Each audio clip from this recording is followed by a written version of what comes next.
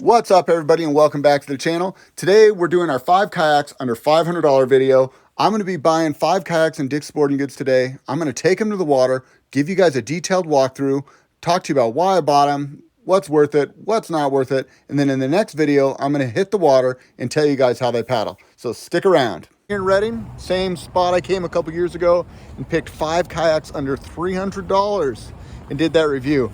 I think we'll be lucky to see one kayak under $300 this year. We've seen prices go up across the board. So let's go have a look and see what we can find out. They are absolutely stacked with boats. Got the Pelican models over here. $369 for the Pelican Blitz. Little short sit on top. Frame chair Pioneer. That one looks pretty cool. The Mustang, that's the one I reviewed last year. We'll see what the price is on that. $349. And I think last year I got it on sale, so it's, pretty comparable. Prices haven't jacked up too much. They've got the Vibe kayaks in here, Yellowfin, Sea Ghost. I'm actually really surprised to see this much inventory in here. Over here we've got the Lifetime Teton. That one's $399. I reviewed this one in the past. A lot of the Tetons, wow. Over here you've got the paddleboard section. I'm surprised to see boat boards in here. I'm impressed with Dick's that they're not going with just the cheap stuff. They're actually going with some intermediate quality products, which is kind of nice to see because usually you just see really, really, kind of basic stuff in places like this. I've had a lot of people reaching out to me saying they can't find the sub $300 boats available. But man, I'm looking at a whole bunch here, $249. This one is a little Trailblazer. I think I may have got it for sub 200, but again, I think I was shopping at a time where they had some good sales going on. They actually even have the Old Town Topwaters in here. Surprised to see those. Those are, $1,000 kayaks.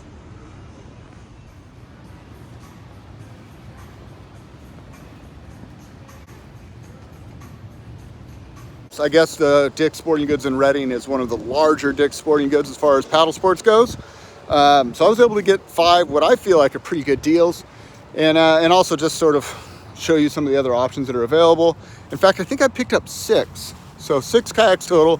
I'm going to review them, I'm going to compare them, I'm going to have a lot of fun with them, and then I'm going to sell them. So for those of you that want to know what I do with them after we're done, we sell them off.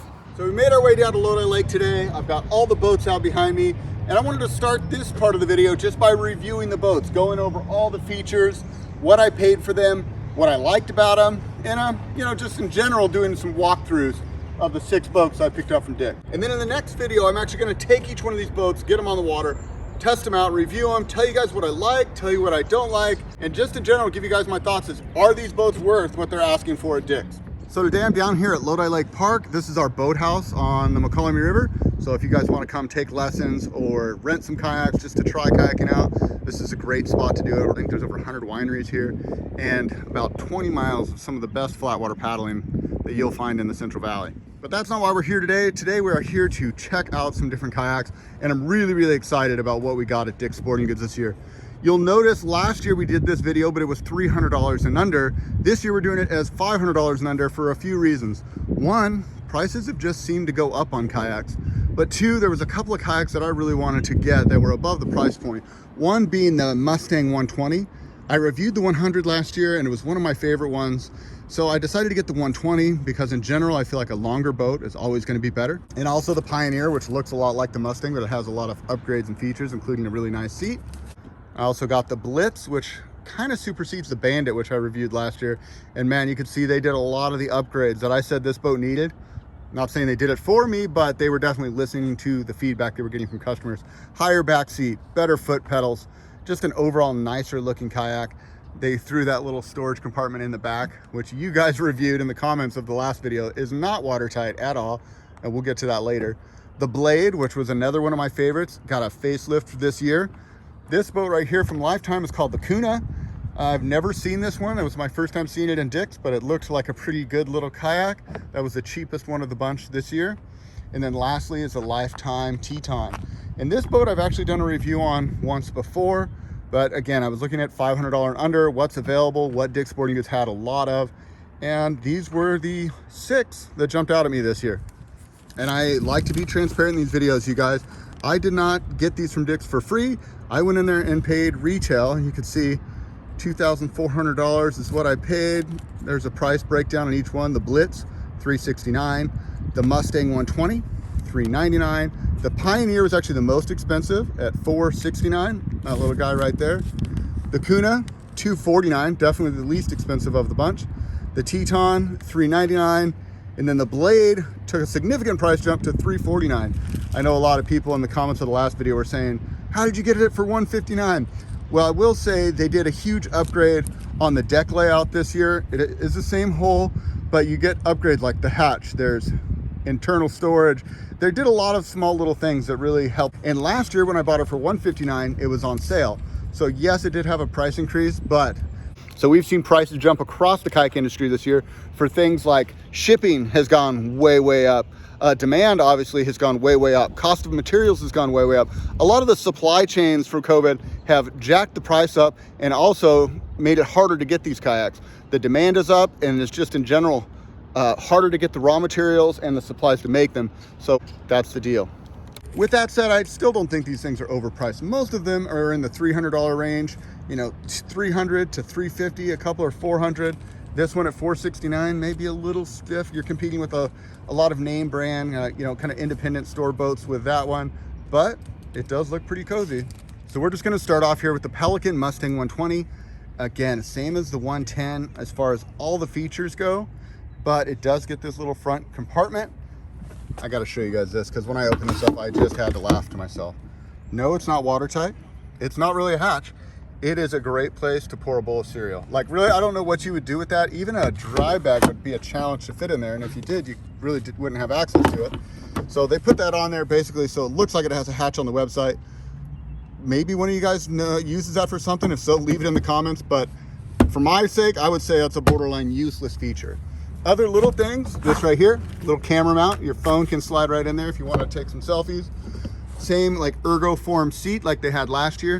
One thing that would have been really easy is to attach a bungee right here. Make this a water bottle holder. I mean, it looks like they even have the divot for it.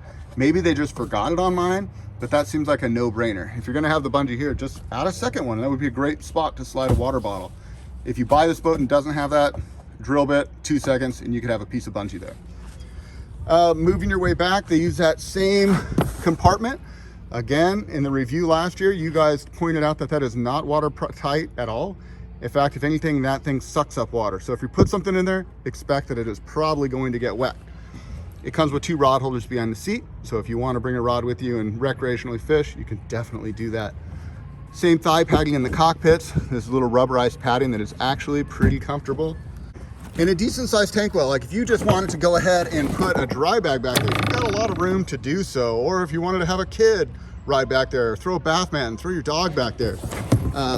Being a 12-foot kayak, you have more room for activities, and being a 12-foot kayak, it is definitely going to be the fastest of the bunch. This back here is your little drain plug.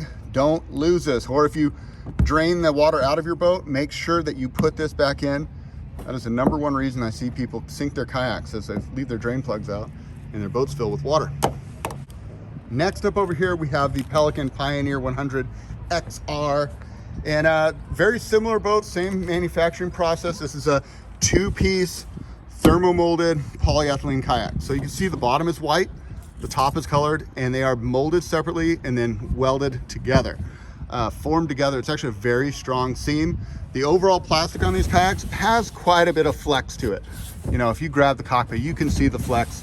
But the plus side is they're fairly lightweight, and I have not heard many people complaining about wearing through the bottoms of these ones. You definitely don't want to drag kayaks like this. That's not what they're intended for. If you drag it, you will wear a hole right there. I mean, it happens all the time. So be aware how you move your kayak. You want to carry this thing. So I opened up the back hatch here. You can see the back hatch has this little watertight band around it. Not much, but it does seem like it seals on there pretty well. And I like this. I mean, I wish it had a bulkhead, obviously, but the price would go up. A bulkhead would seal this compartment off and make it more watertight, as well as positive air flotation. But what they did instead is they use this vinyl plastic dry bag material, and they give you a spot where you can put stuff in here and keep it semi-dry. You know, it's not gonna be totally watertight, but it's gonna be pretty good. You definitely don't wanna put anything sharp in here. I think it even says that somewhere, but for obvious reasons, that could poke a hole in it. but semi-watertight compartment, definitely way better than this setup on the Mustang. So that's a nice upgrade. 2 rod holders again. The biggest upgrade, and the reason I bought this one, was because of the frame seat. You just don't see that much and sit inside kayaks. It's going to offer a ton of support. Like, look at the backrest difference. This is the ergo form seat. This is a frame chair. A ton higher. It reminds me kind of the Lifetime. I've reviewed a few of their boats, and I like the chair, especially in something that's meant to be very recreational. A couple of other things here.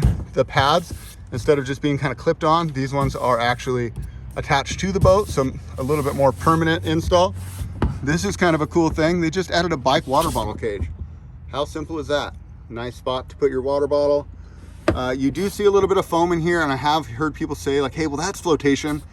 Yes, it is going to provide a little flotation. If I flip this thing over, it will fill up most of the way. But again, that does not substitute for a bulkhead, and you still shouldn't take boats like this without bulkheads further offshore than you're willing to swim, because if this kayak flips, it is a sea anchor. It is very, very difficult to swim with it back to shore.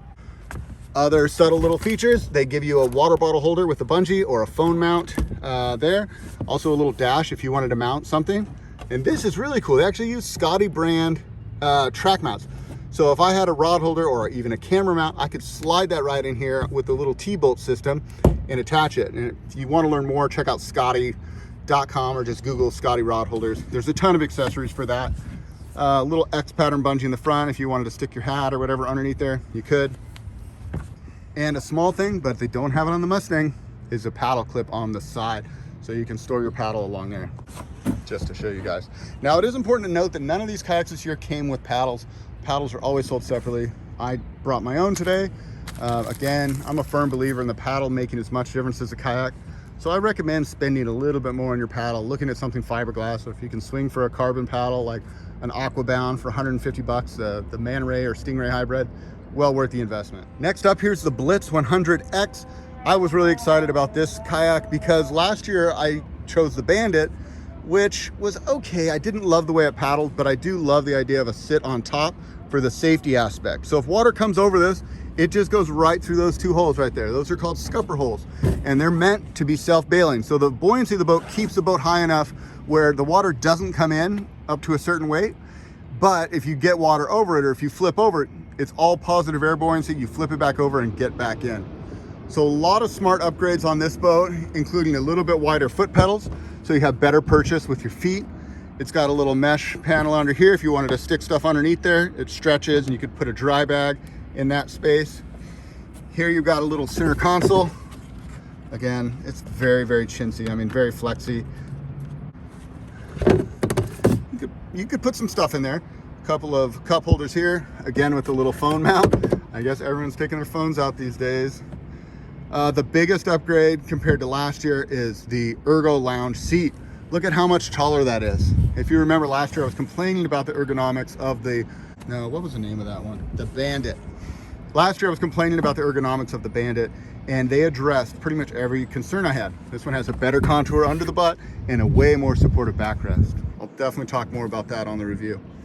A couple of molded in handles, so if I needed to carry it, you can pick it up and move it around that way.